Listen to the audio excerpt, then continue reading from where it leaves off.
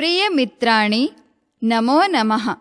अष्टमकक्षायाः रुचिरा इति संस्कृतपाठ्यपुस्तकस्य अनुशिक्षणे भवतां स्वागतम्। अद्य वयम् एकादशपाठस्य चतुर्थं भागं पठिष्यामः। पाठस्य नाम अस्ति सावित्रीबाई फुले इति। पाठस्य तृतीये भागे अस्माभिः पठितं यत् सावित्र्या मानवानां समानतायाः स्वतन्त्रतायाः च पक्षः सर्वदा समर्थितः। बालिकानां शिक्षाविषये तस्याः चिन्तनं विशिष्टम् आसीत्। तया बालिकाविद्यालयानां स्थापना अपि कृता। पुनः सा किं किं कृतवती इति सर्वम् अस्मिन् भागे अधुना पठामः। अधुना अग्रिमं वाक्यं पश्यामः। महिलासेवामण्डल, शिशुहत्याप्रतिबन्धकगृह इत्यादीनां संस्थानां स्थापनायां फुले दम्पत्योः अवदानं महत्त्वपूर्णम्। अधुना अस्य वाक्यस्य शब्दार्थान् जानीमः। महिलासेवामण्डल इति संस्थायाः नाम वर्तते। शिशुहत्याप्रतिबन्धकगृह इत्यपि संस्थायाः नाम वर्तते। स्थापनायाम् इत्यत्र स्थापना इति आकारान्तस्त्रीलिङ्गशब्दः, सप्तमी विभक्तिः एकवचनं च वर्तते। स्थापने इत्यर्थः। फुले दम्पत्योः इत्यत्र फुले दम्पती इति ईकारान्तपुल्लिङ्गशब्दः, षष्ठी विभक्तिः द्विवचनं च अस्ति। ज्योतिबा फुले, सावित्रीबाई फुले च इत्यनयोः इत्यर्थः। अवदानम् इत्यत्र अवदान इति अकारान्तनपुंसकलिङ्गशब्दः, प्रथमा विभक्तिः एकवचनं च अस्ति। योगदानम् इत्यर्थः। महत्त्वपूर्णम् इत्यत्र महत्त्वपूर्ण इति अकारान्तनपुंसकलिङ्गशब्दः, प्रथमा विभक्तिः एकवचनं च अस्ति। अधुना प्रश्नोत्तरमाध्यमेन वाक्यस्य भावम् अवगच्छामः। आसीत् अर्थात् था इति हिन्द्यर्थः। किम् आसीत्? अवदानम् आसीत्। कीदृशम् अवदानम् आसीत्? महत्त्वपूर्णम् अवदानम् आसीत्। कयोः अवदानं महत्त्वपूर्णम् आसीत्? फुले दम्पत्योः अवदानं महत्त्वपूर्णम् आसीत्। कस्यां फुले दम्पत्योः अवदानं महत्त्वपूर्णम् आसीत्? स्थापनायां फुले दम्पत्योः अवदानं महत्त्वपूर्णम् आसीत्। कासां स्थापनायां फुले दम्पत्योः अवदानं महत्त्वपूर्णम् आसीत्? संस्थानां स्थापनायां फुले दम्पत्योः अवदानं महत्त्वपूर्णम् आसीत्। कासां संस्थानां स्थापनायां फुले दम्पत्योः अवदानं महत्त्वपूर्णम् आसीत्? महिलासेवामण्डल, शिशुहत्याप्रतिबन्धकगृह इत्यादीनां संस्थानां स्थापनायां फुले दम्पत्योः अवदानं महत्त्वपूर्णम् आसीत्। अधुना अग्रिमं वाक्यं पश्यामः। सत्यशोधकमण्डलस्य गतिविधिषु अपि सावित्री अतीव सक्रिया आसीत्। अस्य मण्डलस्य उद्देश्यम् आसीत् उत्पीडितानां समुदायानां स्वाधिकारान् प्रति जागरणम् इति। अधुना शब्दार्थान् पश्यन्तु। सत्यशोधकमण्डलस्य इत्यत्र सत्यशोधकमण्डल इति अकारान्तपुल्लिङ्गशब्दः, षष्ठी विभक्तिः एकवचनं च अस्ति। सत्यशोधकमण्डलनाम्नी संस्थायाः इत्यर्थः। गतिविधिषु इत्यत्र गतिविधि इति इकारान्त पुल्लिङ्गशब्दः सप्तमी विभक्तिः बहुवचनं च वर्तते। कार्यकलापेषु इत्यर्थः। अतीव इति आधिक्यार्थबोधकम् अव्ययपदं वर्तते। अत्यन्तम् इत्यर्थः। सक्रिया इत्यत्र सक्रिया इति आकारान्तस्त्रीलिङ्गशब्दः प्रथमा विभक्तिः एकवचनं च अस्ति, अर्थात् क्रियायुक्ता। आसीत् इत्यत्र अस् इति धातुः लङ्लकारः प्रथमपुरुषः एकवचनं च अस्ति। थी इति हिन्द्यर्थः। अस्य इत्यत्र इदम् इति मकारान्तसर्वनामशब्दः पुल्लिङ्गं षष्ठी विभक्तिः एकवचनं च अस्ति, अर्थात् मण्डलस्य।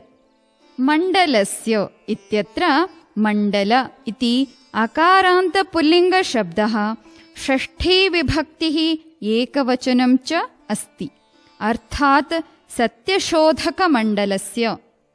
उद्देश्यम् इत्यत्र उद्देश्य इति अकारान्तनपुंसकलिङ्गशब्दः प्रथमा विभक्तिः एकवचनं च अस्ति। लक्ष्यम् इत्यर्थः। उत्पीडितानाम् इत्यत्र उत्पीडित इति अकारान्तपुल्लिङ्गशब्दः षष्ठी विभक्तिः बहुवचनं च अस्ति। शोषितानाम् इत्यर्थः। समुदायानाम् इत्यत्र समुदाय इति अकारान्तपुल्लिङ्गशब्दः षष्ठी विभक्तिः बहुवचनं च अस्ति, अर्थात् वर्गाणाम्। स्वाधिकारान् इत्यत्र स्वाधिकार इति अकारान्तपुल्लिङ्गशब्दः द्वितीया विभक्तिः बहुवचनं च अस्ति, स्वस्य अधिकारान् इत्यर्थः। प्रति इति अव्ययपदम् अस्ति, अर्थात् निमित्तम् अथवा हेतुः। जागरणम् इत्यत्र जागरण इति अकारान्तनपुंसकलिङ्गशब्दः प्रथमा विभक्तिः एकवचनं च अस्ति, जागृतिः इत्यर्थः। इति एतत् अव्ययपदम् अस्ति। अधुना प्रश्नोत्तरमाध्यमेन वाक्यस्य भावम् अवगच्छामः।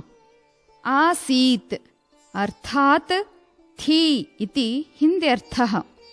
का आसीत्? सावित्री आसीत्। सावित्री कीदृशी आसीत्? सावित्री अतीव सक्रिया आसीत्। सावित्री केषु अतीव सक्रिया आसीत्? सावित्री गतिविधिषु अतीव सक्रिया आसीत्। सावित्री कस्य गतिविधिषु अपि अतीव सक्रिया आसीत्? सावित्री सत्यशोधकमण्डलस्य गतिविधिषु अपि अतीव सक्रिया आसीत्। सत्यशोधकमण्डलस्य उद्देश्यं किम् आसीत्? सत्यशोधकमण्डलस्य उद्देश्यं जागरणम् आसीत्। सत्यशोधकमण्डलस्य उद्देश्यं केषां जागरणम् आसीत्? सत्यशोधकमण्डलस्य उद्देश्यं समुदायानां जागरणम् आसीत्। सत्यशोधकमण्डलस्य उद्देश्यं समुदायानां कान् प्रति जागरणम् आसीत्? सत्यशोधकमण्डलस्य उद्देश्यं समुदायानां स्वाधिकारान् प्रति जागरणम् आसीत्। सत्यशोधकमण्डलस्य उद्देश्यं कीदृशानां समुदायानां स्वाधिकारान् प्रति जागरणम् आसीत्? सत्यशोधकमण्डलस्य उद्देश्यं उत्पीडितानां समुदायानां स्वाधिकारान् प्रति जागरणम् इति आसीत्। अधुना अग्रिमं वाक्यं पश्यामः। सावित्री अनेकाः संस्थाः प्रशासनकौशलेन सञ्चालितवती। दुर्भिक्षकाले प्लेगकाले च सा पीडितजनानाम् अश्रान्तम् अविरतं च सेवाम् अकरोत्। अधुना शब्दार्थान् जानीमः। अनेकाः इत्यत्र अनेका इति आकारान्तस्त्रीलिङ्गशब्दः, द्वितीया विभक्तिः बहुवचनं च अस्ति, अर्थात् बहूनि। संस्थाः इत्यत्र संस्था इति आकारान्तस्त्रीलिङ्गशब्दः, द्वितीया विभक्तिः बहुवचनं च अस्ति, अर्थात् संस्थानानि। प्रशासनकौशलेन इत्यत्र प्रशासनकौशल इति अकारान्तनपुंसकलिङ्गशब्दः, तृतीया विभक्तिः एकवचनं च अस्ति। प्रशासनस्य कौशलद्वारा इत्यर्थः। सञ्चालितवती इत्यत्र सञ्चालितवती इति ईकारान्तस्त्रीलिङ्गशब्दः, प्रथमा विभक्तिः एकवचनं च अस्ति। सञ्चालनं कृतवती इत्यर्थः। दुर्भिक्षकाले इत्यत्र दुर्भिक्षकाल इति अकारान्तपुल्लिङ्गशब्दः, सप्तमी विभक्तिः एकवचनं च अस्ति। दुर्भिक्षस्य काले इत्यर्थः। अकालसमय में इति हिन्द्यर्थः। प्लेगकाले इत्यत्र प्लेगकाल इति अकारान्तपुल्लिङ्गशब्दः, सप्तमी विभक्तिः एकवचनं च अस्ति। प्लेग इति रोगस्य समये इत्यर्थः। पीडितजनानाम् इत्यत्र पीडितजन इति अकारान्तपुल्लिङ्गशब्दः, षष्ठी विभक्तिः बहुवचनं च अस्ति। दुःखग्रस्तजनानाम् इत्यर्थः। अश्रान्तम् इति अव्ययपदं वर्तते, विश्रान्तिं विना इत्यर्थः। अविरतम् इति अव्ययपदं वर्तते, निरन्तरम् इत्यर्थः। सेवाम् इत्यत्र सेवा इति आकारान्तस्त्रीलिङ्गशब्दः, द्वितीया विभक्तिः एकवचनं च अस्ति। सेवाकार्यम् इत्यर्थः। अकरोत् इत्यत्र कृ धातुः, लङ् लकारः, प्रथमपुरुषः, एकवचनं च अस्ति। कृतवती इत्यर्थः। अधुना प्रश्नोत्तराणां माध्यमेन वाक्यस्य भावम् अवगच्छामः। सञ्चालितवती अर्थात् सञ्चालनं कृतवती। का सञ्चालितवती? सावित्री सञ्चालितवती। सावित्री काः सञ्चालितवती? सावित्री संस्थाः सञ्चालितवती। सावित्री कति संस्थाः सञ्चालितवती? सावित्री अनेकाः संस्थाः सञ्चालितवती। सावित्री अनेकाः संस्थाः केन सञ्चालितवती? सावित्री अनेकाः संस्थाः प्रशासनकौशलेन सञ्चालितवती। अकरोत् अर्थात् कृतवती। का अकरोत्? सा अकरोत्। सा काम् अकरोत्? सा सेवाम् अकरोत्। सा केषां सेवाम् अकरोत्? सा पीडितजनानां सेवाम् अकरोत्। सा कथं पीडितजनानां सेवाम् अकरोत्? सा पीडितजनानाम् अश्रान्तम् अविरतं च सेवाम् अकरोत्। कदा सा पीडितजनानाम् अश्रान्तम् अविरतं च सेवाम् अकरोत्? प्लेगकाले सा पीडितजनानाम् अश्रान्तम् अविरतं च सेवाम् अकरोत्। प्लेगकाले पुनः च कदा सा पीडितजनानाम् अश्रान्तम् अविरतं च सेवाम् अकरोत्? प्लेगकाले पुनः च दुर्भिक्षकाले सा पीडितजनानाम् अश्रान्तम् अविरतं च सेवाम् अकरोत्। अधुना अग्रिमं वाक्यं पश्यामः। सहायतासामग्रीव्यवस्थायै सर्वथा प्रयासम् अकरोत्।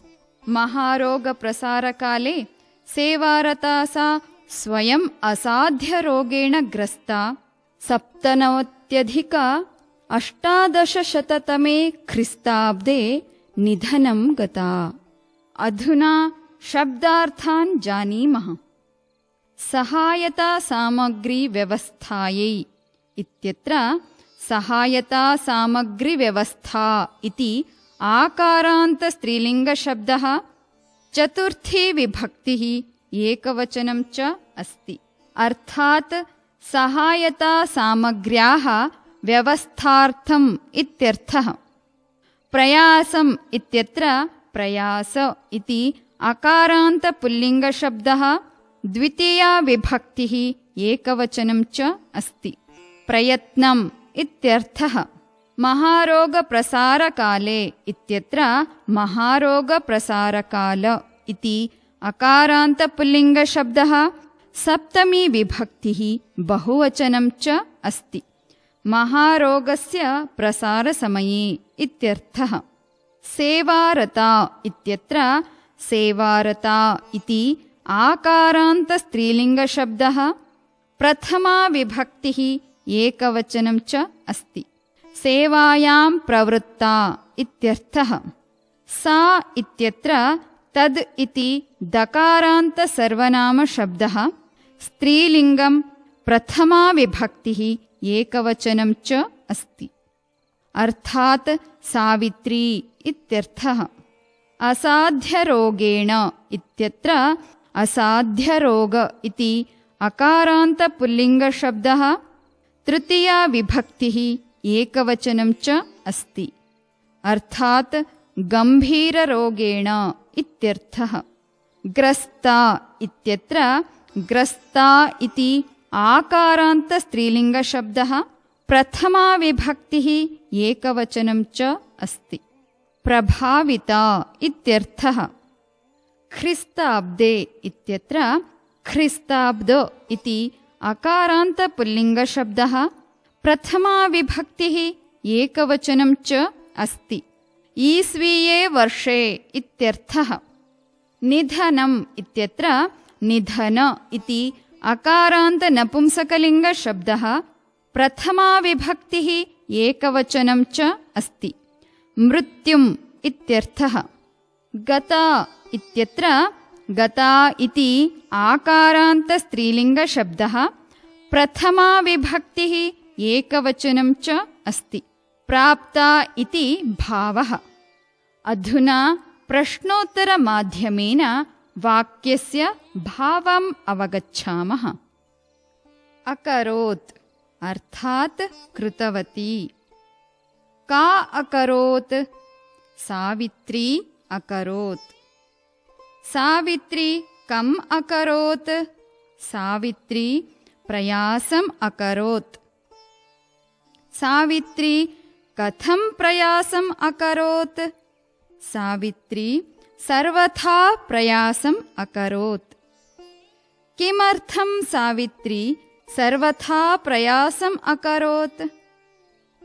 सहायतासामग्रीव्यवस्थायै सर्वथा प्रयासम् अकरोत्। सावित्र्याः निधनं कदा अभवत्? 97-1800 ख्रीस्ताब्दे सावित्र्याः निधनम् अभवत्। 97-1800 ख्रीस्ताब्दे कथं सावित्र्याः निधनम् अभवत्?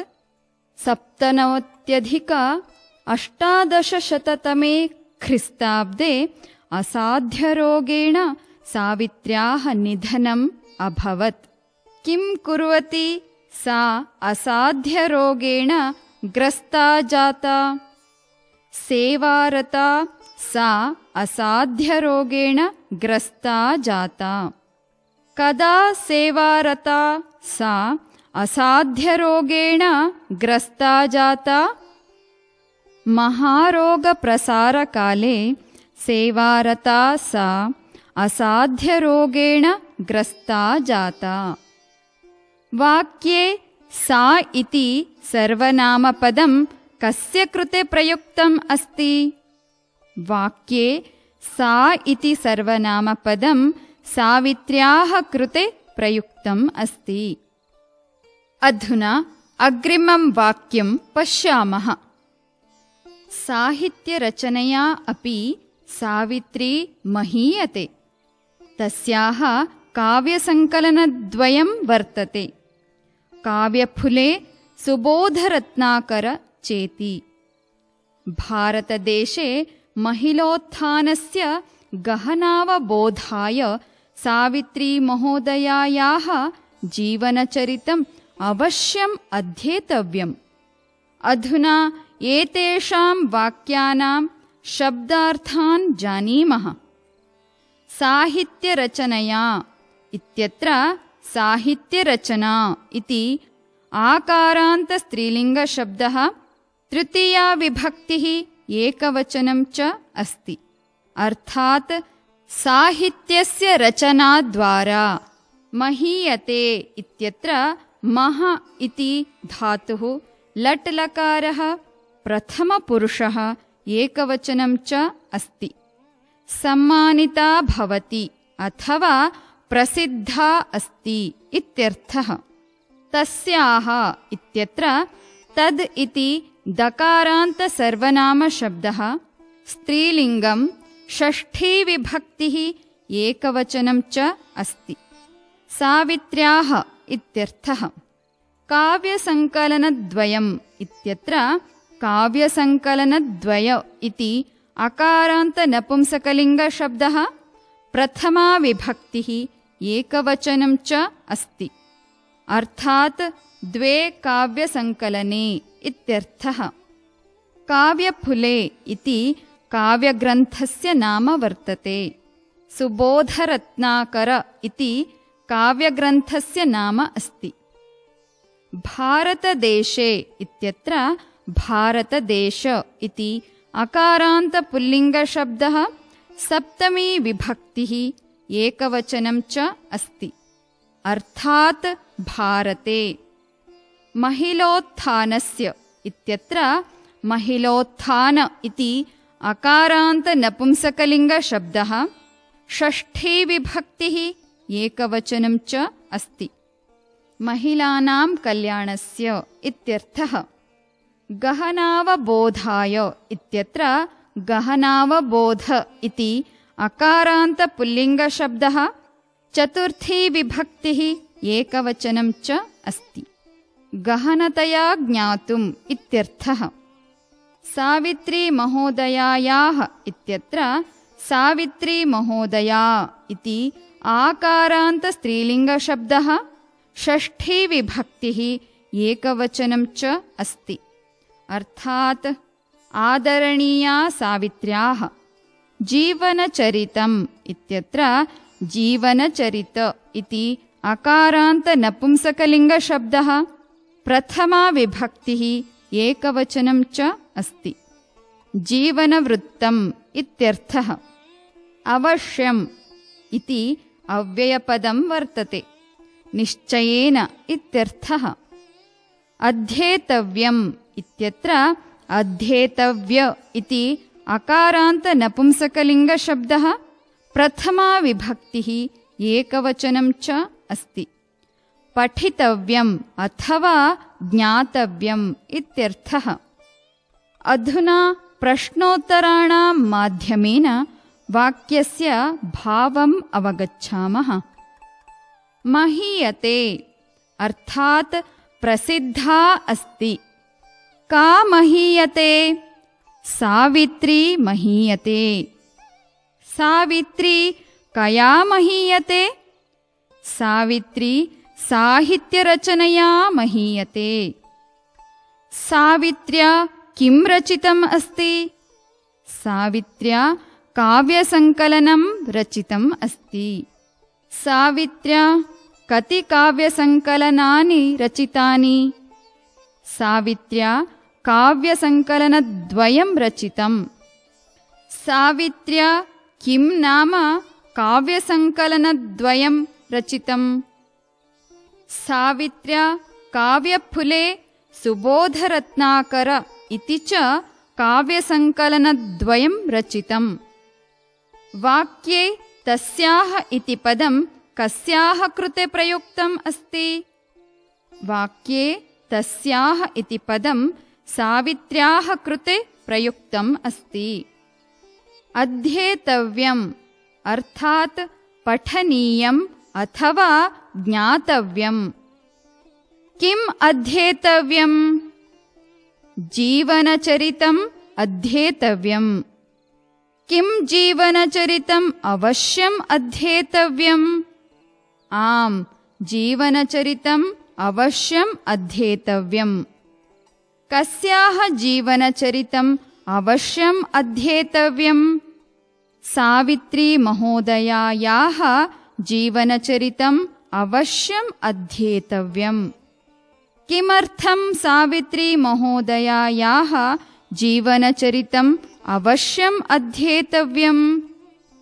गहनावबोधाय सावित्री महोदयायाः जीवनचरितम् अवश्यम् अध्येतव्यम्।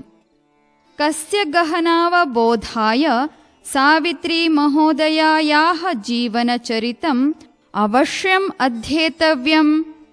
महिलोत्थानस्य गहनावबोधाय सावित्री महोदयायाः जीवनचरितम् अवश्यम् अध्येतव्यम्। कुत्र महिलोत्थानस्य गहनावबोधाय सावित्री महोदयायाः जीवनचरितम् अवश्यम् अध्येतव्यम्? भारतदेशे महिलोत्थानस्य गहनावबोधाय सावित्री महोदयायाः जीवनचरितम् अवश्यम् अध्येतव्यम्। मित्राणि, एतावता अस्माभिः अष्टमकक्षायाः रुचिरा इति संस्कृतपाठ्यपुस्तकस्य सावित्रीबाई फुले इति 11 पाठः पठितः। अग्रिमपाठस्य अनुशिक्षणे पुनः मिलामः। धन्यवादः।